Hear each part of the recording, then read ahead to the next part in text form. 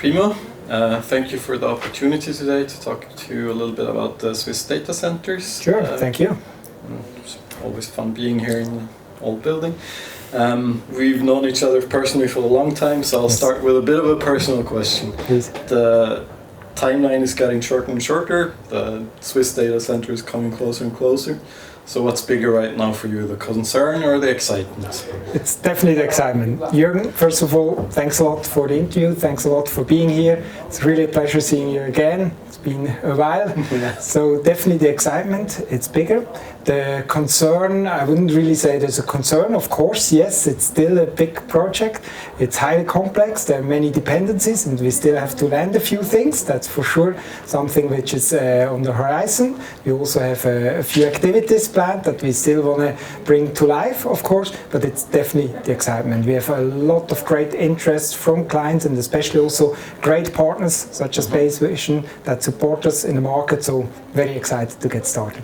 And what's the biggest benefit you see for customers now when we finally get to push the button and say, yeah, I want my services out of Switzerland? Yes.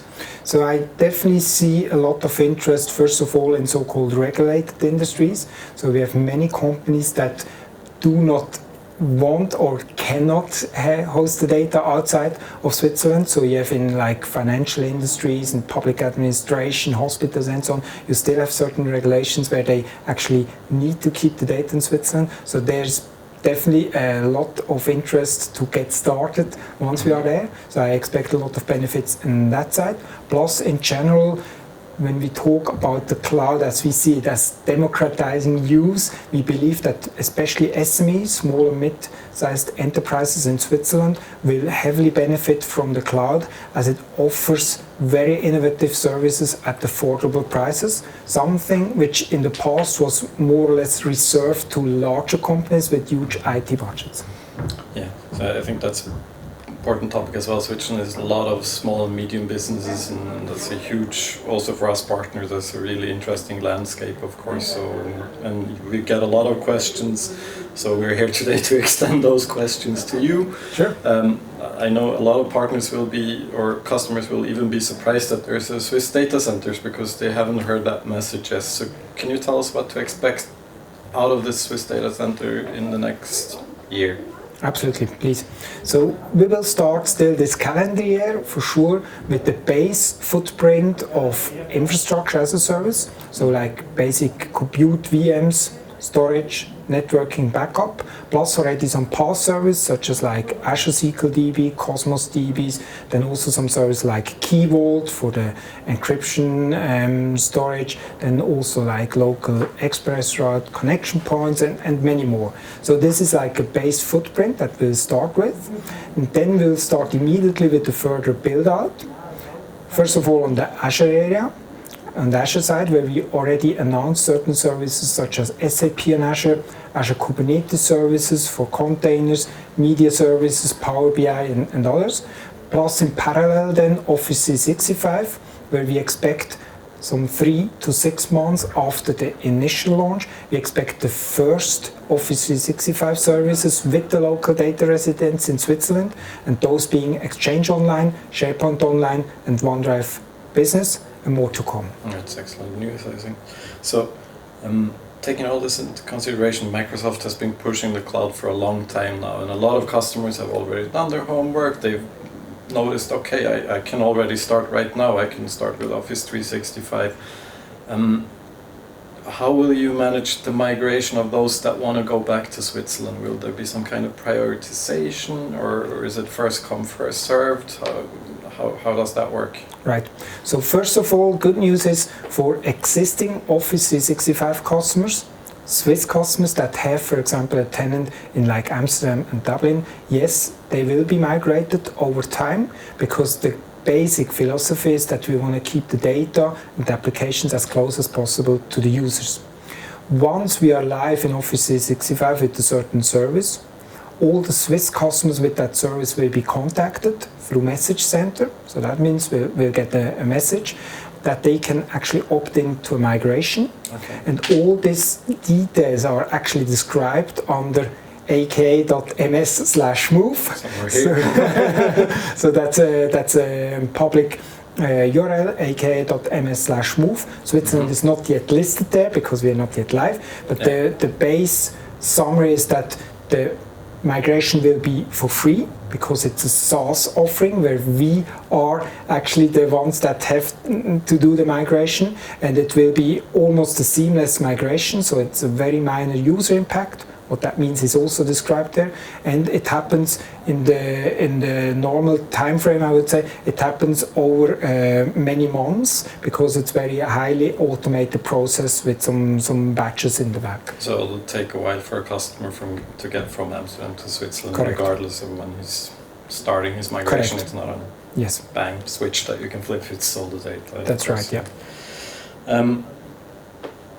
So one question that we get from customers that we already discussed this morning as well is a lot of them want to see the data centers and they want to be able to understand where their data physically is.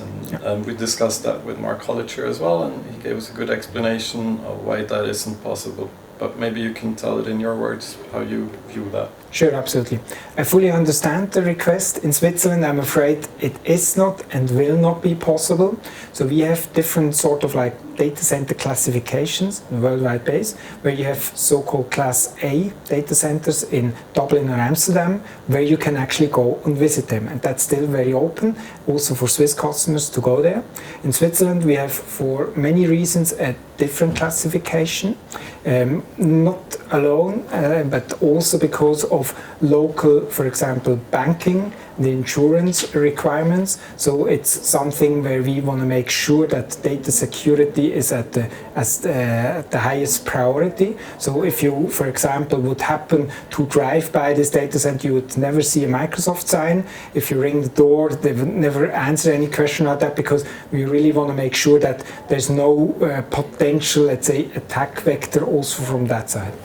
Yeah, I think that's very important to get that message out there. It's not, you're not trying to hide anything, you're actually trying to make it more secure by doing this.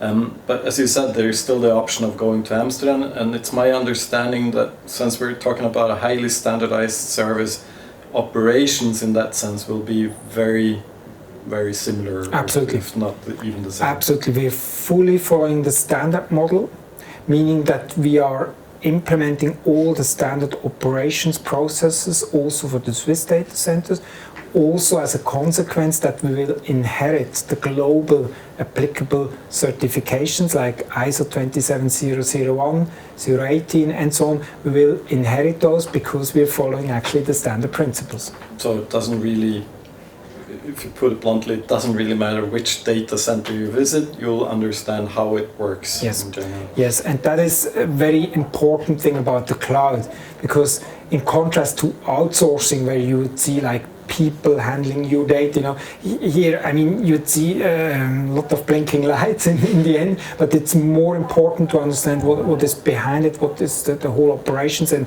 yes, absolutely, that would then be very comparable. You discussed partners a little bit earlier. A lot of us, the partners as Base Vision, we have our own products, SaaS solutions running in the cloud.